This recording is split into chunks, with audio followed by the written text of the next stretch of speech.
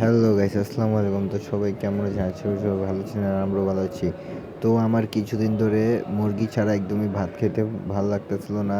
শাক সবজি খেতে তো আমার একদমই ভালো লাগে না। তো আম্মুকে বলতেছি কয়েকদিন ধরে মুরগি রান্না হইতেছে না বাসায়, আর আমার জন্য একটা মুরগি নিয়ে আসবো আজকে বাজার থেকে, আর আমি পেট ভরে ভাত খাবো। তো আপনারাও জানেন, আর আম্মু আব্বু অ্যান্ড আমার ফ্যামিলির সবাই জানে যে আমি মুরগি ছাড়া একদমই একটুও ভাত খেতে পারি না, কারণ আমার শাক সবজি ভেজিটেবল এগুলো একদমই পছন্দ না।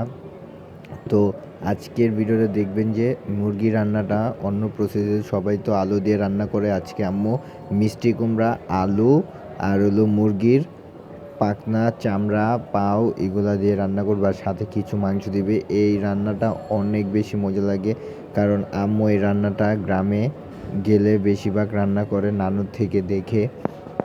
তো নানু থেকে শিখা, এখন আম্মু এটা শিখে ফেলছে।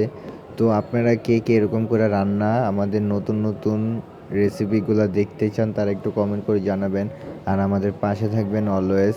আমাদেরকে একটু সাপোর্ট করবেন, আর প্রত্যেকটা ভিডিওতে লাইক কমেন্ট শেয়ার করে দিবেন। পাশের পাতিলে আম্মুর জন্য একটু মানে মাছ, পুঁটি মাছ নাই কি যেন মাছ, আমি বেসিক্যালি মাছগুলোর নাম জানি না, যে জানেন তারা একটু কমেন্ট করে জানাবেন, কারণ আমি মাছ বেশি একটা খাই না। পাঙ্গাস মাছ, চিংড়ি মাছ অ্যালার্জি, তার জন্য খাওয়া বাদ দিয়ে দিছি।